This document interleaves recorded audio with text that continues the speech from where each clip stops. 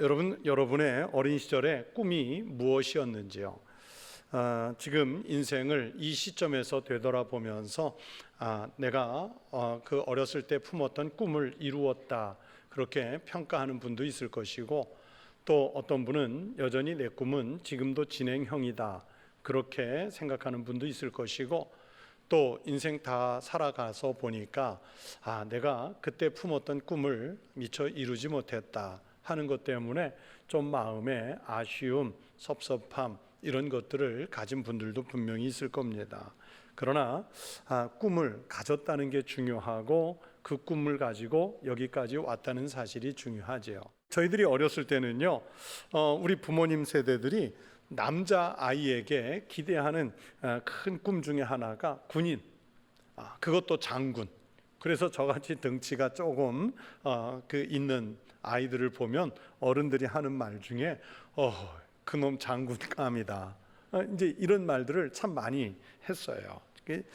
또 여자 아이들한테는 학교에서 훌륭한 인물로 배운 신사임당 같은 여인이 됐으면 좋겠다, 백의의 천사인 나이팅게일 같은 간호사가 됐으면 좋겠다, 학교에서 학생들을 가르치는 좋은 선생님이 됐으면 좋겠다. 옛날에는 꿈을 가질 수 있는 한계, 또 꿈에 대한 영역, 이런 부분들이 협소했기 때문에 그런 생각들을 많이 했었습니다. 요즘 아이들은 어떻습니까? 우리가 키워보면 알지만 지금의 부모 세대가 자랄 때와는 너무나도 다른 꿈들, 다양한 꿈, 또 판이한 이런 꿈들을 아이들이 꾸지요.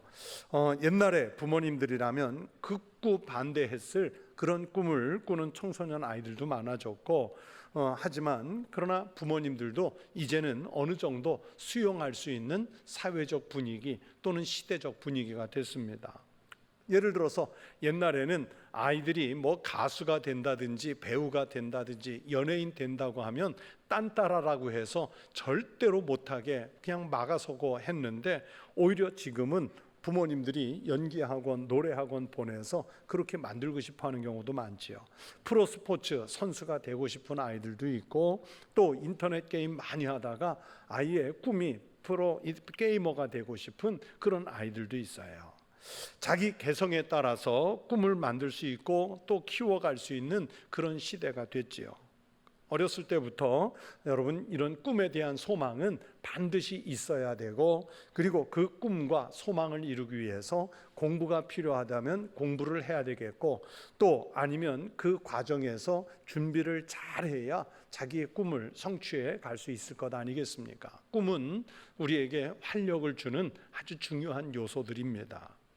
그러나 성도 여러분, 세상에서 우리가 일생을 바쳐서 이루고자 하는 꿈들은 사실은 조금 미안한 말씀이지만 늘 한계가 있어요.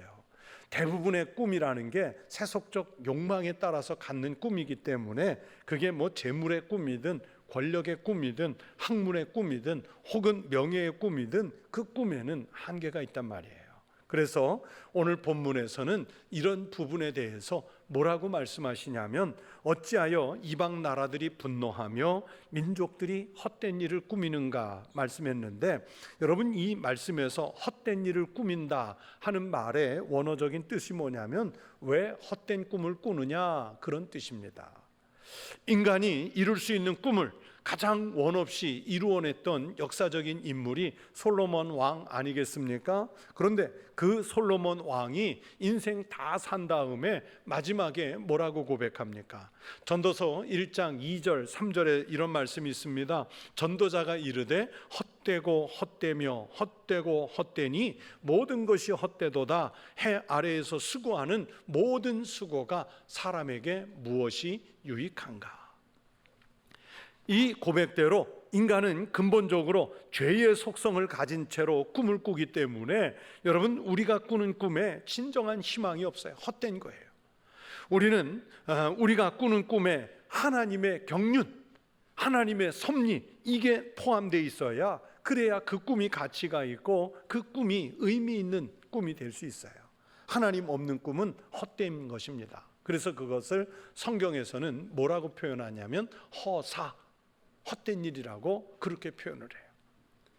작년 연말에 경상북도 봉화에서 광산이 무너지면서 광부 두 분이 그 깊은 땅속 지하 갱도에 고립돼서 갇혔습니다. 온 국민이 그분들이 무사히 돌아오기를 얼마나 기다렸습니까? 이분들이 그 깊은 갱도 속에 무려 열흘 동안이나 갇혀 있었는데, 열흘 후에 겨우 구조에 성공했는데, 이분들이 나오면서 어떻게 버텼냐 했더니 커피 믹스 먹으면서 버텼다 해가지고 화제가 됐었지 않습니까? 그런데 그렇게 광부가 그 깊은 땅속 갱도에 갇혀 있으면 자력으로는요, 자기가 자신을 구출할 수가 없어요. 외부에서부터 장벽들을 제거해 주고 탈출구들을 만들어 줘야 겨우 밖으로 나올 수 있는 거예요. 열흘 동안 갇혀있던 그분들도 자기네를 구조하러 반드시 구조대가 올 것이라고 믿는 믿음으로 버틴 끝에 살았어요. 그 깊은 지하에서 무너진 돌과 진흙, 토사들을 자기네가 스스로 치우면서 살아나올 수 있는 가능성은 거의 없습니다. 밖에서 구조대가 특수 장비들을 동원해서 자네들을 제거해 주고, 또 공기 통로를 주입해 주고, 또 거기에 음식을 제공해 주고, 막 오랜 고된 작업을 해야 살릴 수 있는 거예요. 저는 그 구조 과정을 매일 뉴스로 보면서 그런 생각을 했습니다. 야, 우리 인간은 죄의 갱도에 매몰되어 있는 사람들이다. 아무리 자기가 고도의 도를 닦고 학문의 경지에 오르고 세상적인 높은 지위에 올라도 그 죄악의 갱도에서 스스로 빠져나올 수 있는 사람은 없다. 저 사고를 당한 광부를 살리기 위해서 마치 밖에서 힘을 써주어야 할 구조대원들이 꼭 필요한 것처럼 우리를 이 깊은 죄의 갱도에서 건져줄 그 힘을 가지신 분이 절대적으로 필요하겠다, 이런 생각을 하면서 매일 그 뉴스를 봤어요.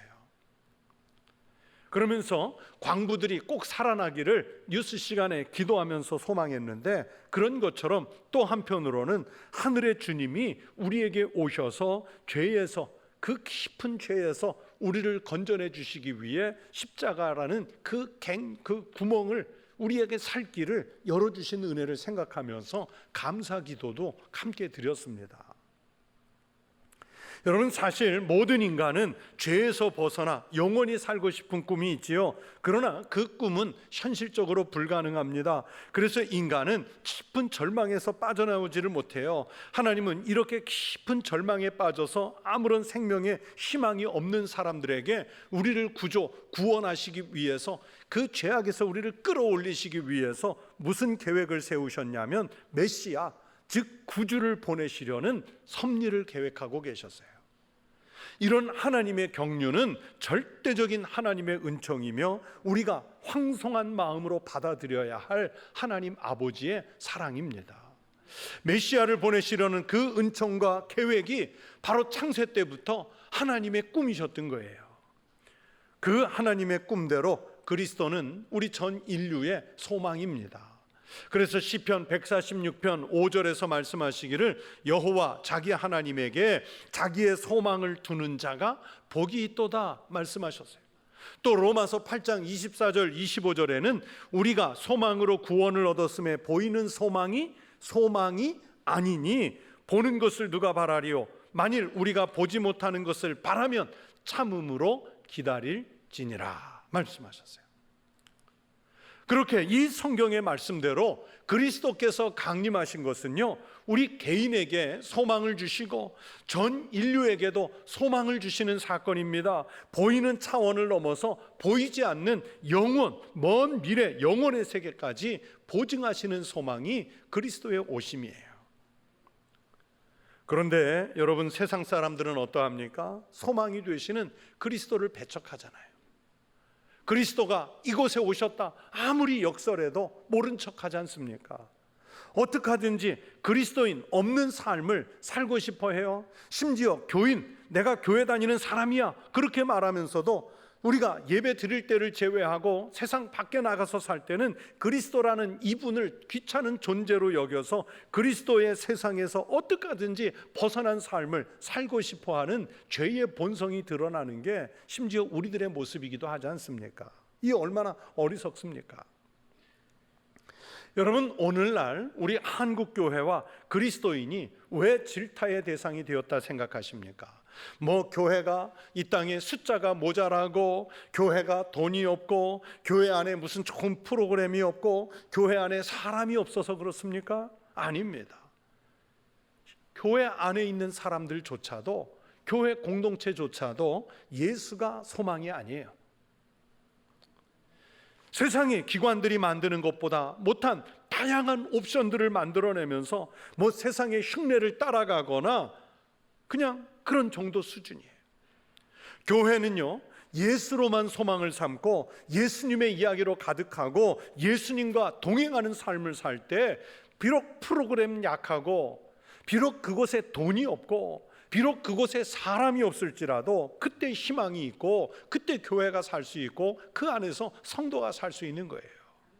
예수님 없는 교회가 되다 보니까 오히려 아무리 웅장한 건물을 갖추고 사람이 많이 모여도 예수가 없으니까 세상에서 손가락질 당하고 비난을 받고 책망을 당하는 거예요. 그리스도인들도 사실은 하나님을 믿는다는 것은 말뿐이고요, 우리가 그 하나님을 믿는다는 게 관념적인 신앙이 돼버렸고, 정말로 그리스도 안에서 살면 너무 힘들다고 생각해서, 아니면 귀찮다고 생각해서 차라리 하나님 없는 삶을 좀 살아보고 싶은 그런 욕망들이 있다고요. 바로 그런 현상에 대해서 오늘 본문에서 2절, 3절은 이렇게 평가합니다. 세상의 군왕들이 나서며 관원들이 서로 꾀하여 여호와와 그의 기름 부음 받은 자를 대적하며 우리가 그들의 맨 것을 끊고 그의 결박을 벗어버리자 하는도다. 성경의 이 말씀대로 그렇게 사람들은, 죄인들은 어리석은 자기들의 꿈을 이루기 위해 어떻게 하든지 하나님의 손길을 벗어나고 싶어요. 지금 자기네들이 얼마나 깊은 죄의 갱도에 갇혀서 고립되어 있는지 모른 채로 하나님 구조하러 오기를 바라질 않아요. 그런데 우리가 믿음 생활을 해오면서 늘 고백하지만, 여러분, 이것이 가능합니까? 하나님 없이 산다는 게 가능하다고 생각하세요? 시편 139편에서 다윗은 이런 고백을 했습니다. 여호와여, 주께서 나를 살펴보셨으므로 나를 아시나이다. 주께서 내가 앉고 일어섬을 아시고 멀리서도 나의 생각을 밝히 아시오며 나의 모든 길과 내가 눕는 것을 살펴보셨으므로 나의 모든 행위를 익히 아시오니 여호와여, 내 혀의 말을 알지 못하시는 것이 하나도 없으시니이다. 다윗의 고백대로 여러분, 하나님은 우리의 모든 것을 알고 계시는 줄로 믿습니다. 여러분, 우리가 아무리 피하려고 해도 내가 앉고 내가 일어서는 것을 아시고요, 내가 생각하는 바도 알고 계시고, 내가 가는 길이나 내가 눕는 것, 나의 모든 행위, 그리고 내가 하는 모든 말까지도 다 알고 계시다는 이 다윗의 고백은 옳습니다. 우리에게도 마찬가지예요. 그래서 하나님의 손길을 떠나서 살 수 없다는 사실을 다윗은 너무나 잘 알고 있었는데, 오늘 우리는 우리만 몰라요. 하나님 없어도 살 것 같아요. 그래서 신앙의 연륜이 깊은 분들 중에는 내가 절대로 하나님을 떠나서는 살 수 없겠다, 하나님 눈길을 피해서는 살 수 없겠다는 고백을 하시는 분이 있어요. 나중에 예수 믿고 신앙을 고백한 어떤 분이 저에게 이런 말을 하신 분도 있어요. 야, 내가 하나님 없을 때 어떻게 살았는지, 무슨 깡으로 살았는지 모르겠어요. 하나님을 믿고 나서 보니까 하나님 없이 사는 그건 정말 대단한 용기예요. 그런 얘기를 하신 분이 있어요. 그렇게 하나님을 피하려는 사람들을 향해 주님이 말씀하십니다. 본문 4절 말씀을 보세요. 하늘에 계신 이가 웃으시며 주께서 그들을 비웃으시리로다. 하나님을 피해서 자기 마음대로 사는 사람들을 향해 하나님이 어떤 반응을 보이신다 말씀했습니까? 비웃으시리로다. 비웃으신대요. 인간적인 계획을 세우고 그 꿈을 이루기 위해 하나님을 대적하고 하나님 없는 세상을 꿈꾸는 사람들이 있어도 결국에는 하나님 아래서 펼쳐지는 죄인들의 기만에 불과할 뿐입니다. 하나님은요, 우리에게 움직일 수 없는 확고한 소망을 주신 줄로 믿습니다. 바로 예수 그리스도 메시아의 오심에 대한 소망을 우리 인류에게 주셨습니다. 본문 7절부터 9절에서 이것을 다시 한번 확인해 주고 계십니다. 내가 여호와의 명령을 전하노라. 여호와께서 내게 이르시되 너는 내 아들이라. 오늘 내가 너를 낳았도다. 내게 구하라. 내가 이방 나라를 내 유업으로 주리니 내 소유가 땅끝까지 이르리로다. 내가 철장으로 그들을 깨트리며 질그릇같이 부수리라 하시도다. 하나님은 말씀하세요. 인류가 꾸는 헛된 꿈들을, 하나님 없이 사는 사람들이 꾸는 헛된 꿈들을 철장으로 깨뜨리시리로다. 질그릇같이 부수실 것이다 말씀하시잖아요. 여러분, 도자기를 굽는 분들을 도공이라고 하지 않습니까? 이 도공들의 꿈이 무엇일까요? 남들이 생각해낼 수 없는 아주 아름다운 정말 멋진 작품 하나 만들어내는 것 아니겠습니까? 그런데 도공이 열심히 빚어가지고 거기에 유약을 잘 칠하고 아름다운 그림을 그려서 가마에 적정한 기온에 잘 맞추어 구워서 꺼낼 때 그 가마 앞에 앉은 도공이 무슨 일을 합니까?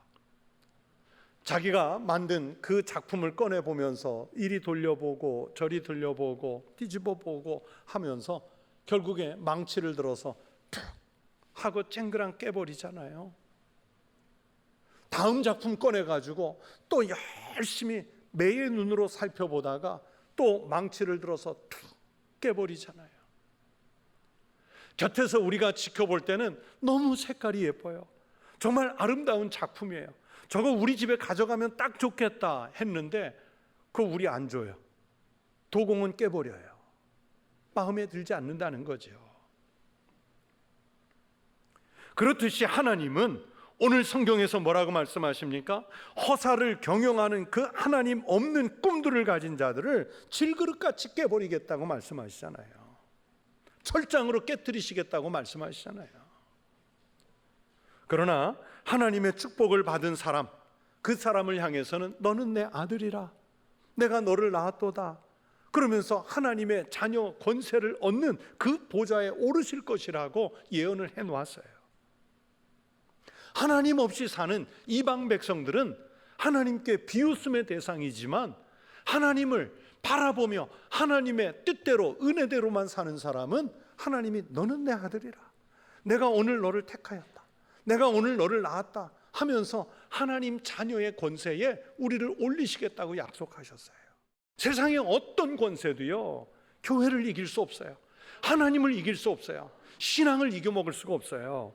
하나님 없이 사는 사람들이, 그렇게 대적했던 사람들이 결국에는 망해서 사라지는 거예요.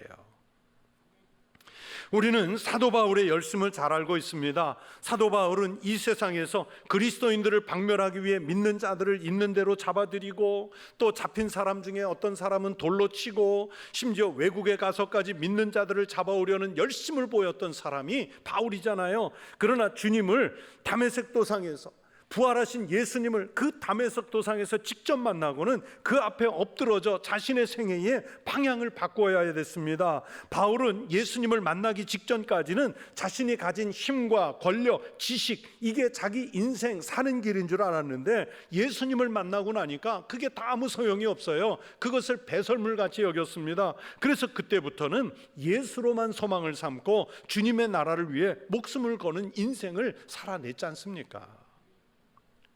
바울이 그랬던 것처럼 우리도 이 세상에 미련을 두는 미련한 인생이 아니라 영원한 하나님 나라를 소망에 두고 그 나라를 꿈꾸며 살아가야 할 성도가 돼야 할 줄로 믿습니다. 그러면 우리가 사는 이 세상이요, 아무리 힘들고 험하여도 또 절망과 실망과 낙담이 우리 가슴 속으로, 인생 속으로 파고들어와 밀려올지라도 그 소망 때문에 이 세상을 능히 이기고 살아갈 만한 힘을 우리가 갖추게 될 줄로 분명히 믿습니다. 세상에서 살아가는 것 때문에 우리 성도들 중에 심령이 피곤한 분이 있습니까? 굳게 서서 그리스도를 보시는 하나님의 구원의 계획을 기다리십시오. 여러분, 이스라엘 백성들이 출애굽할 때 앞에는 홍해 바다가 가로막고요, 또 뒤에서는 분노한 애굽의 군대가 질풍노도같이 이스라엘 백성들을 공략해 오았지 않습니까? 그때 모든 이스라엘 백성들이 공포와 절망에 찌들었는데 그때 하나님 나라를 꿈꾸는 모세가 이렇게 선포를 해요. 모세가 백성에게 이르되 너희는 두려워하지 말고 가만히 서서 여호와께서 오늘 너희를 위하여 행하시는 구원을 보라. 오늘 너희가 오늘 본 애굽 사람을 영원히 다시 보지 아니하리라. 여호와께서 너희를 위하여 싸우시리니 너희는 가만히 있을지니라. 어떻게 있으라고요? 가만히. 저는요, 이 출애굽기 14장 13절 14절 말씀이 너무 좋아요. 정말 좋아요. 이 두려워하면서 떨던 이스라엘 백성들이 하나님이 그들을 어떻게 구원하시는지 가만히 서서 지켜보시라라고 하지 않습니까? 여러분, 이스라엘 백성들만 그랬겠어요? 오늘 하나님 앞에 나와 십자가 앞에 무릎을 꿇은 하나님의 백성들을 향해 주님은 동일하게 말씀하시는 거예요. 너희는 십자가 앞에 머리를 조아리고 가만히 서서 하나님이 십자가를 통해 우리를 어떻게 구원하시는지 지켜보라는 거예요. 여러분, 십자가라고 하는 것이 죄인의 형틀이었잖아요. 사망의 상징이었고 저주의 참혹한 상징이었는데 그 십자가가 예수 그리스도를 통해 우리의 생명을 구원하는 놀라운 생명의 통로가 될 것이라고 누가 예상이나 했겠어요. 세상에서 닥치는 염려와 두려움 때문에 무엇인가라도 붙잡으려는 우리의 연약함 때문에 우리가 피곤하고 힘들 수 있어요. 그러나 전적으로 우리의 모든 심령을 여호와 하나님께 의지하고 있으면 하나님이 우리를 향해서 베푸시는 구원의 역사를 십자가 앞에서 보게 될 줄로 믿습니다. 오늘 성경에서 하나님 또 이렇게 말씀하세요. 결론입니다. 12절이죠. 그의 아들에게 입맞추라. 그렇지 아니하면 진노하심으로 너희가 길에서 망하리니 그의 진노가 급하심이라. 여호와께 피하는 모든 사람은 다 복이 있도다. 여호와께 피해서 여호와께 입맞추는 사람 복이 있대요. 만일 그렇지 않으면 너희가 길에서 망하리니 하셨는데 하나님과 더불어 사는 인생이 아니면 인생길 망한다는 거예요. 여러분, 입맞춤이 무슨 의미입니까? 입맞춤은 사랑의 표현이잖아요. 남녀가 깊이 사랑하면 깊은 키스를 해요. 부모가 볼 때 자식이 사랑스러우면 아이에게 입 맞춰요. 자식이 부모가 사랑스러우면 다가가서 입을 맞춰요. 내가 너를 사랑합니다 하는 표현이죠. 미움이 없는 상태예요. 우리가 하나님을 사랑하면 그렇게 하나님을 향한 입맞춤이 있어야 합니다. 그 입맞춤, 그 분에게 하나님은 사랑을, 우리에게 입맞춤을 해 주실 줄로 믿습니다.